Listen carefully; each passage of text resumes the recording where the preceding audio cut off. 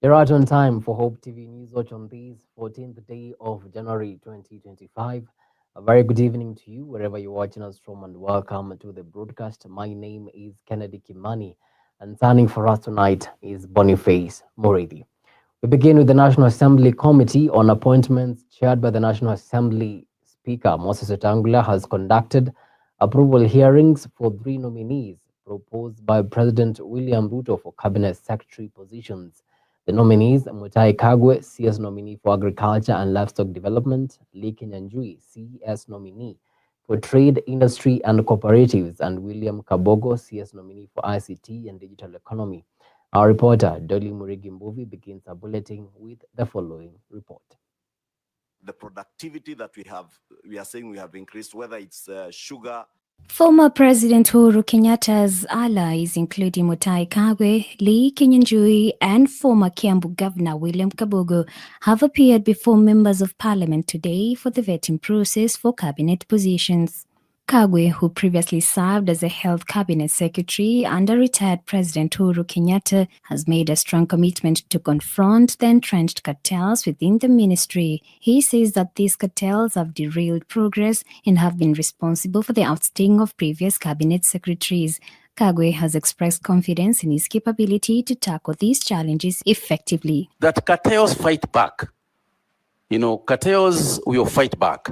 And some of the stuff that you're hearing coming out is a question of cartels fighting back. Not only would I expect them to fight me back once you start fighting them, in fact, I'm ready for the battle because I know the battle is going to come. And the cartels will definitely fight back. But I want to say that irrespective of the war that is clearly going to be there are sufficient people in Kenya. There are enough people in the ministry. There are enough people in this parliament. There are enough people in Kenyans out there who are going to be extremely supportive in that fight. I am confident. Appearing for vetting before the National Assembly Committee on Appointment, Kagwe promised to engage all stakeholders in the vaccination exercise of livestock, spearheaded by the Kenya Veterinary Vaccine Production Institute, if approved. However, Kagwe emphasized that no livestock farmer would be compelled to vaccinate the animals, clarifying that participation in the vaccination program would be voluntary. The cow, as I said earlier, belongs to an individual. It doesn't belong to the government. The goat belongs to an individual, not to the government. So the matter is simple. Here is a vaccine. It is for foot and mouth disease. You have a goat. Do you want the goat to be vaccinated? You say, yes, I want to be vaccinated. We vaccinate. You say, no, I don't want my goat to be vaccinated. Sawa. Do you have a cow? Do you want the cow to be vaccinated? This is the reason why it is to be vaccinated. You say, yes, we vaccinate. You say, no, we don't vaccinate. Allah. And I'm going to use the experts. I'm going to use the experts in Kevavapi. I'm going to use the experts who understand this very well to be actually the lead communicators, just like we did with COVID, where we had the doctors themselves explain the issue. We also want to use the veterinary officers to themselves explain what we are trying to do. So you can be sure, honorable member, that I am going to put a very Thank you so much, Dolly, for that report. Moving on swiftly, and President William Ruto and the President of the United Arab Emirates, Sheikh Mohammed bin Zayed Al Nahyan, today witnessed the signing of the Kenya-UAE Comprehensive Economic Partnership Agreement. This agreement marks a historic moment in the economic ties between the two countries. The CEPA is the first of its kind between the UAE and a mainland African nation, paving the way for greater trade, investment, and economic cooperation.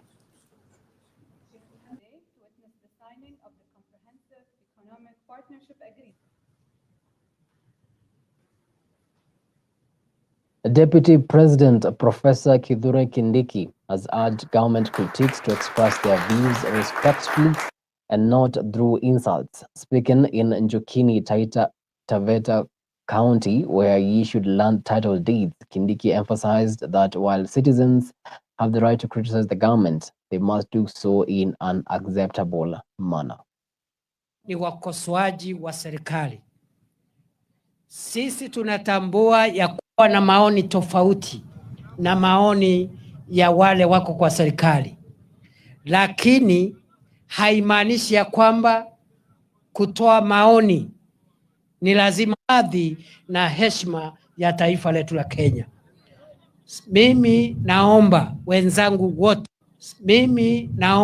wenzangu wote wananchi wa Jamhuri ya Kenya, hili nchi yetu endelee kuwa nchi moja, hili nchi yetu endelee kuona mafanikio na baraka ya Mwenyezi Mungu. Tuheshimiane sisi zote, hata niseme nisiseme, heshima ni nzuri ama si nzuri? Wahenga wakasema watu wa heshima, mwenye anatoa maoni atoe maoni yake, alafu mambo ya demokrasia na kura siku itafika ya kufanya hiyo jambo. Mambo ya matusi sio demokrasia. Na vijana wetu tunawasihi tuheshimiane sisi zote, watu wazima kwa vijana, watoto kwa wazee, wanasiasa kwa wananchi. Wananchi respect each other. Now, the Kenya National Human Rights Commission has revealed that 25 Kenyans have been missing since June last year, with 85 abduction cases recorded during the same period. The Commission's head of complaints and investigations, Commander Musheke, has emphasized that the Commission remains committed to investigating these cases, which have drawn both local and international criticism, with Amnesty International's Irungu Houghton urging the government to put an end to forced disappearances and abductions. The two spoke today outside the DC headquarters, where two abduction victims, that is Billy Mwangi and Gideon Kibet, were giving their statements. The activists have warned that the ongoing abduction crisis could lead to chaos if not addressed, calling on the government to uphold the rule of law. We do believe that as the president, as the commander-in-chief, has basically declared that he will bring this to an end, that we must hold him to his word. And it is clear that if the abductions continue, they continue without the formal blessing of the head of state. And I think for that reason, we will continue to chase this issue, not just in the public domain, but also in the courts, to make sure that those who are held for command responsibility and those that are carrying out the operations, that they are held accountable for doing something that is not just unlawful under our laws and is frowned upon and criminalized by the International Convention on an End to Enforced Disappearances, but it simply is unjust and is unpatriotic. Yesterday, we spent a lot of time with Maria Sehai. Maria is a Tanzanian businesswoman. She fled Tanzania and has essentially been here as a business person. She's validly in this country. I went to all the police stations. As I said, I lead investigations at the Kenya National Commission on Human Rights. Because of the pressure that was brought to bear, Boniface Mwangi was produced several hours later at Kamukonji police station. Who brought him to police station? Okay? That answers your question. Finally, for me, 60 days, one death, one disappearance is bad enough. 60 deaths, 85 disappearances are crimes against humanity. They should not be happening in this Kenya of today, and they must stop.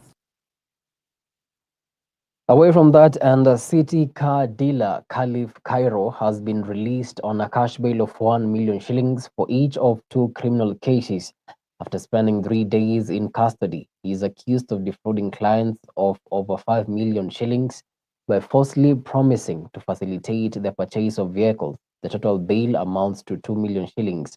While granting bail, Milimani Chief Magistrate Lucas Onyina encouraged the parties to explore an out-of-court settlement, noting that the charge against Cairo is a misdemeanor. Onyina also stated that he did not see any reason to deny Khalif Cairo bond, as he wasn't convinced that Cairo was at a flight risk. Cairo faces 2 separate charges of cheating under Section 315 of the Penal Code. The nature of the charge which the accused person is facing is a misdemeanor. I am unable to see a compelling reason why the accused person should not be granted bail or bond because, based on the foregoing, I am not convinced that the accused person is a flight risk. The particulars of offense, which are still subject to proof based on the presumption of innocence, indicate the value of the subject matter of the charge, which should be a consideration in determining bail or bond terms, taking into account the views of the victim's counsel also. Based on the foregoing considerations, the accused person is granted cash bail of Kenya shillings 1 million with one contact person, and the accused shall not travel out of the country without prior notice and consent of the trial court, and his passport shall be deposited with the senior court administrator of this court, and the trial shall be fast-tracked. Orders accordingly. Well, across our borders in the United States, Southern California, devastating wildfires have for 7 days continued to ravage large parts of the state. In Los Angeles, at least 24 people have been confirmed dead, while thousands have been displaced. As Tess Njenga now reports, dozens more have been injured as the flames spread rapidly, fueled by powerful Santa Ana winds.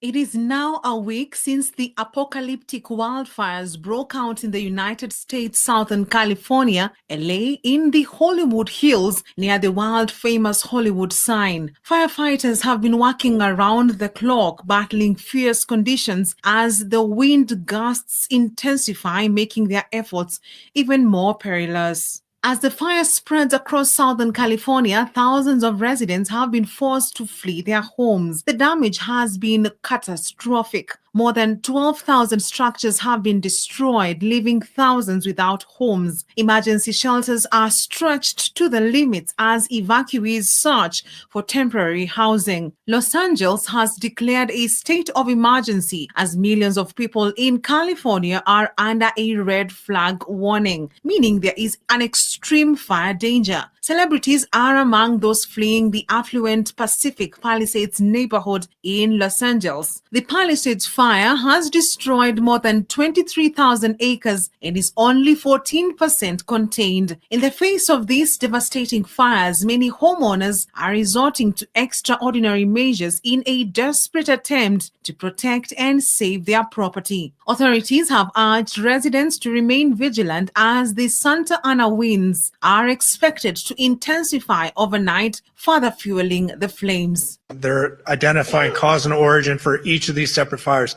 There's so many of them. None have been ruled out of arson. People are saying, I just want to go look at my house and I want to see what's left. We know that, but we have people literally looking for the remains of your neighbors. As the battle against the wildfires continues, officials are urging everyone in affected areas to stay alert and heed evacuation orders. Reporting for Hope TV Newswatch, I'm Tess Njenga. Quite a sad scene right there. Thank you so much, Tess, for that story. And with that, we take our first break here on Hope TV Newswatch, but immediately after, I'll be back with the business and sports news. Stick around.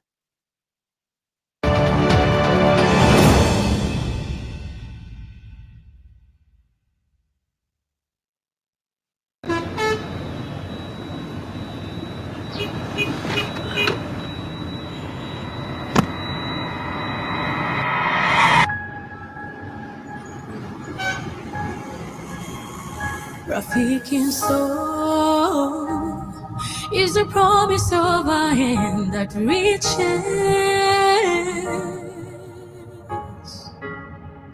and goes beyond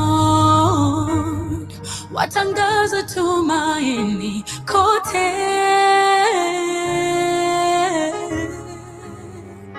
I'm forever grateful. Ninashukuru ukarimu, ukarimu. I'm forever grateful. Ninashukuru ukarimu, ukarimu.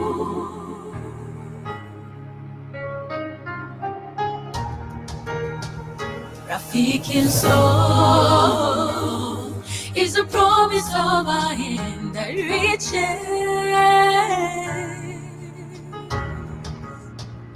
and goes beyond watangaza tumaini kote. I'm forever grateful, ninashukuru ukarimu, ukarimu. I'm forever grateful, ninashukuru ukarimu, ukarimu. Rafiki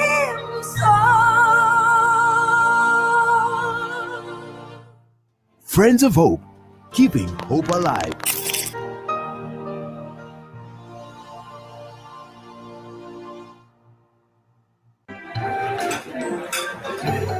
I've actually been trying to find a balance. It's been really tough and hectic, but everyone says once you get a hang of it, it becomes better, and I don't know, but I'm hoping to find a balance soon because it's really been hectic. But you've been in the job industry for a long time, so I think you would know better. Sindio? Huh? What time is it? I need to catch up on Leadership Forum. Do they have a radio here? Never mind. I brought my own. No way. You can't be serious. Wait, why do you have a radio and you can just catch up with the shows on Hope FM podcast? Really? Even Meet of the One? I mean, you can find them on whatever platform, name it. AfriPods, Google Podcasts, Apple Podcasts, Spotify, you name it. But I'm not subscribed on any of them. So no worries. You can just check out the latest episodes on hopemediakenya.org. You can now listen to select Hope FM programs on your favorite podcast streaming platform or directly on our website, www.hopemediakenya.org. Listen and live. Coming soon. This November. He's the God who raised up Moses in a palace only to use him in the wilderness, and raised up Joseph in the wilderness only to use him in a palace. Young person, God is at work within your heart. What does it say? He is at work. It's him who is at work in you. If you are going to be successful in the service of God, it calls for sacrifice. We get to appraise what God is doing, and by his invitation, partner with him. Come on, keep moving. He's inspiring you to challenge that which seems impossible.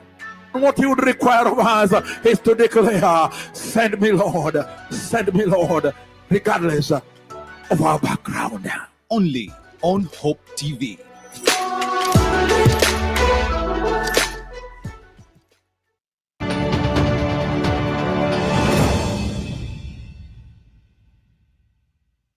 Thank you so much for staying with us. Now let's get down to business. And Kenya aims to attract around 200,000 adventure tourists over the next 5 years by launching the Magical Kenya Mountain and Trail Series. The series began on Monday this week with a 5-day hike and is part of the country's plan to expand its tourism offerings and boost revenue by tapping into the rapidly growing global adventure tourism market, valued at around $804 billion in 2024. For the first time, we are flagging off this Magical Kenya Trail Series Edition 1 that will now not only bring in wildlife in terms of birds, in terms of wild animals perhaps along the way, but also bring other features like mountains, like valleys, like lakes along the way, like culture, communities, bringing in hiking, and bringing in sport at the same time. Culture also is at the center of this Magical Kenya Trail Series, where at every stop, our travelers will be entertained by the cultural groups of that community that they have stopped at. This is very important for Kenya. We currently attract up to December 2024, we attracted about 2.4 million tourists, but we have a target to increase that to 5 million in the next few years so that we attract more than 5 million travelers each year. And that will be a big achievement because we know tourism is an enabler of our economy. It creates jobs, it gives economic empowerment, it is a good foreign currency earner, and therefore we are happy that we are putting all effort to position Kenya as one of the best, one of the most pristine and unique and magical tourism destination in the world. Now, Coca-Cola surprised Nairobi commuters with free matatu rides on Tuesday morning as part of its Jab na Coke campaign.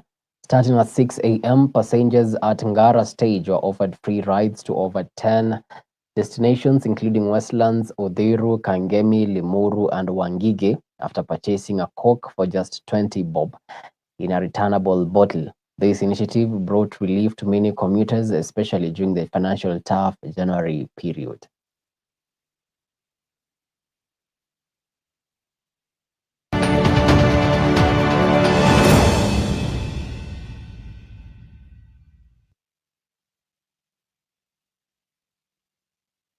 And to some sporting action now, the 2025 NCBA golf activities have been officially launched at the Kenya Railway Golf Club, marking the start of another exciting golfing season across East Africa. The events will feature the NCBA Golf Series, now in its 5th edition, and renewed partnerships with the Kenya Golf Union and the Junior Golf Foundation.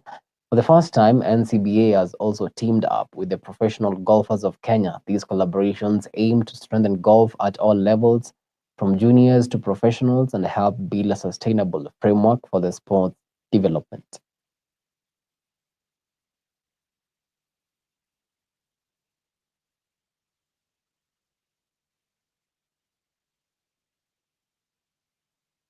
Now, the English Premier League resumes tonight with an exciting slate of matches in game week 21. First up, Brentford host Manchester City at home, looking to cause an upset. Chelsea takes on AFC Bournemouth at Stamford Bridge, while West Ham United faces Fulham in a London derby.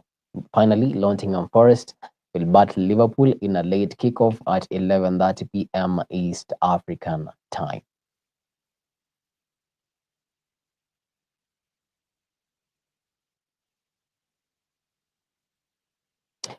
Well, with that, we come to the end of our news night. But before I end the bulletin, just to let you know that the Confederation of African Football has postponed the CHAN 2024 in Kenya, Tanzania, and Uganda, which was supposed to take place in February, that is next month. It has now been postponed to August 2025, citing the needs for further infrastructure readiness. Well, with that, we come to the end of our news tonight. Many thanks to you for making time to watch Hope TV Newswatch. We do appreciate the value of your time. On behalf of the amazing team that made this bulletin a success, have yourselves a blessed night. My name is Kimani, and signing for us tonight has been Boniface Moridi.